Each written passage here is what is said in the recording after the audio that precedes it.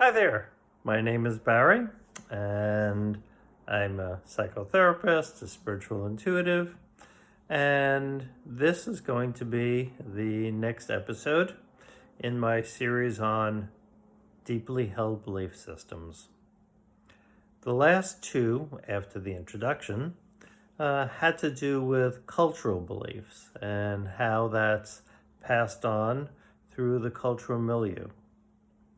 This is about family beliefs, and the family beliefs may or may not have anything to do with the culture in which the family lives. So I'm going to start off with a personal experience that dramatically illustrates how powerful beliefs can be. The first one is when I graduated school. It was in the Midwest. I became very friendly with one of the people who worked in the office. I was in my mid-20s. She was an older woman. She was in her early 50s. And she invited me to go down to her country house where she and her husband, who builds houses by hand for a hobby, they had a house. Very, very nice. And as part of this long weekend, she started opening up and really sharing her personal life and her personal experiences with me. It was a beautiful soul. And what she revealed is that her husband, who was 56 at the time, and very robust, perfect health, goes to the doctor every year, everything is always good. He, for recreation, he builds houses all by himself. Character. But his family holds a belief system that at the age of 58, you will get a heart attack and die. His older brothers died at the age of 58. His father died at 58. His grandfather died at 58. His grandfather died at 58. All of his uncles died at 58. And it's only the men in the family, not the women. And she was really, really worried because he used to go around saying, okay, well, I have 2 years left. I have a year and a half left. Those type of things. Demonstrating clearly that he believes whatever this is. And they didn't see it as a curse, but they just believed that the men in their family died at the age of 58. And since he was 56, she was really, really worried because they had a good marriage, good relationship. She really didn't want her husband to die. He was making all the appropriate arrangements, who would take care of what property and the finances and everything, assuming he was going to die at 58. And unfortunately, I lost touch with them. So I don't know what happened, but odds are he died at 58. And this is a totally unnecessary belief, but it's passed down in the male end of the family. And without intervention, her sons are going to carry the same belief, and her grandchildren. This is an example of the power of family-held beliefs. I'll give you another one. I had a client many years ago, came from very affluent family because the father was hardworking and very successful professional. And then suddenly he died. No savings, no investments. They lived off his earnings. And, he wasn't old. They never thought anything about it. Well, the family went from, I guess you would say, upper middle income, upper income, to poverty overnight. No savings, no money. They had to sell their silver, sell anything that was of value just to survive. The mother, who never worked a day in her life, had to go back to work, earning very little money. The kids had to work. They had to survive. They were young. And when she turned 16, she told the universe, look, I want to marry a very, very, very rich man. And in exchange for that, I will lead a hard life, but I'll be rich. Well, shortly thereafter, she met the heir of an incredibly wealthy family, fell in love, got married. And I met her a few decades later, and she was leading a very, very hard life. And this was the belief that she created for herself. It's called a contract, but it's like a family belief because it's something she keeps within her family. And she passed it on to her son, who spontaneously ended up with a terminal disease, so that his life was very hard as well. Family belief systems, or in this case, contracts, are not something you want to keep. They are useful to say, you know, my family always eats fried fish on Friday night. This is what we do. Nothing wrong with that. Unless, of course, you end up with very high cholesterol and the doctor says no more fatty foods and you keep doing it. Then, not such a good belief system. It's really good to explore, what have you inherited? I found this really strange belief when I was working in the Midwest. I had a client. He was from some rinky-dink rural town in the southern part of the state. And he was in the big city. And I asked him, you know, what is it like down there? Is it very prejudiced? Is it very anti-Semitic?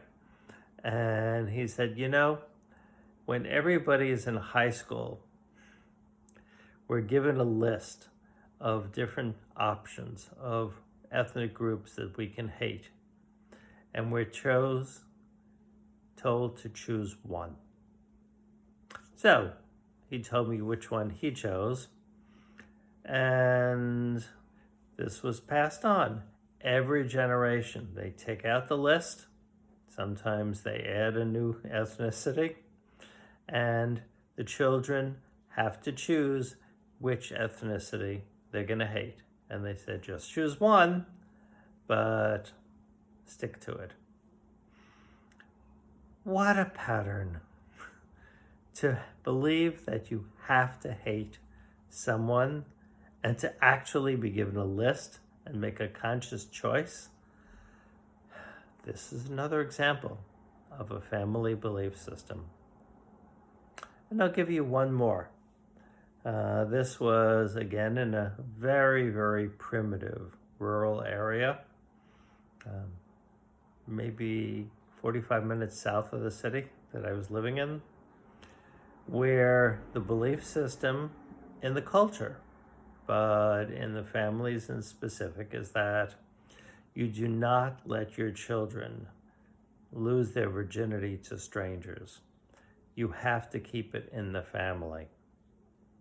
So it would be mothers and sons, fathers and daughters, or sometimes fathers and sons, mothers and daughters. But the deflowering always took place in the family because the family knew what was right. They knew how to do it right for their children. And that once their children were no longer virgin, then they can go out and meet someone else. This was again a combination of culture and family, but it was passed on family to family, generation after generation. Okay, I'll give you one more. This is strictly a family belief system. People in our family always become doctors or lawyers. My parents are a doctor and lawyer. My grandparents, my great-grandparents, even my great-grandparents were doctors or lawyers. One of them was a failure in life. He was an engineer. He didn't amount to anything. And this is passed on. Very, very deeply held family belief. So when the child is growing up, particularly in these cultures, it tends to be a male child, but sometimes it's even applied to a female child. Family prejudice, cultural prejudice, things like that.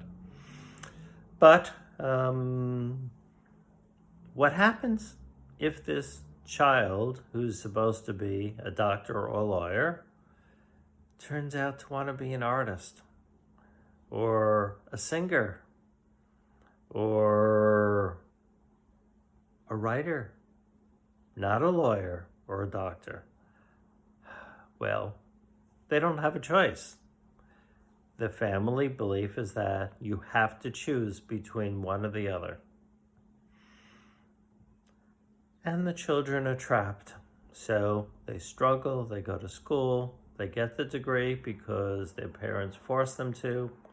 They're generally not very happy, usually not very successful, but they meet the demands and they pass it on to their kids. The whole point of all this is that belief systems are held by families. Sometimes it's culturally based, sometimes it's strictly familial. And the object is to look at it.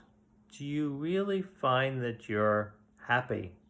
You like carrying these beliefs? Or is it a burden?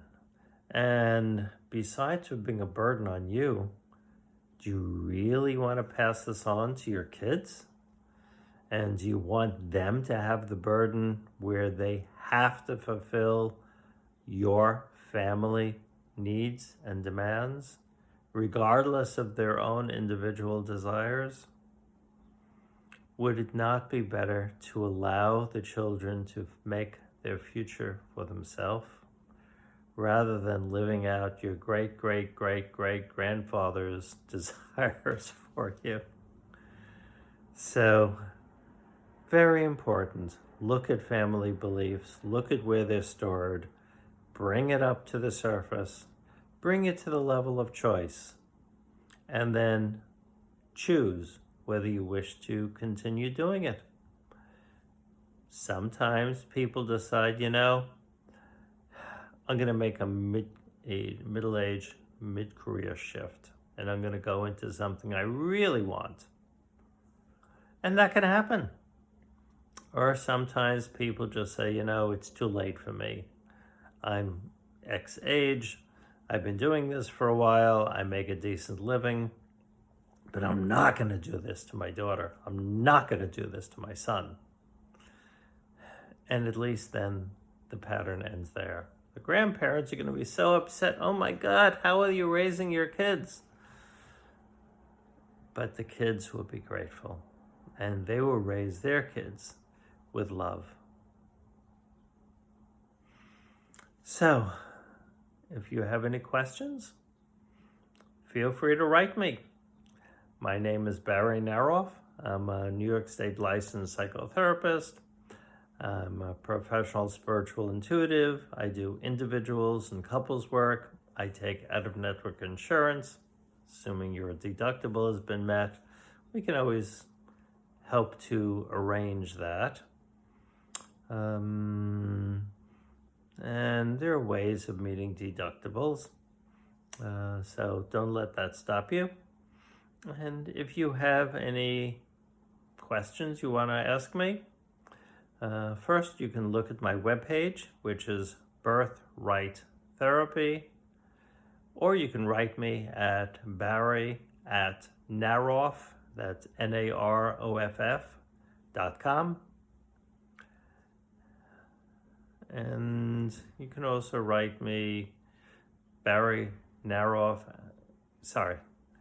birthrighttherapy.com. And feel free to write in the comment section underneath this video. Questions, comments, if there's anything you'd like to see, anything you'd like me to talk about. And if you want to hear more, please do subscribe. It'll really help me with the YouTube algorithm. And right next to it, there's a little bell icon. If you click it, you'll be notified when next videos will be posted.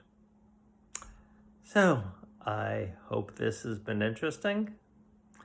Next week, when we have the next episode or chapter or whatever you want to call this, it's going to be on, oh my God, religion. So, that should be a hot button. Okay, so until the next time, I thank you.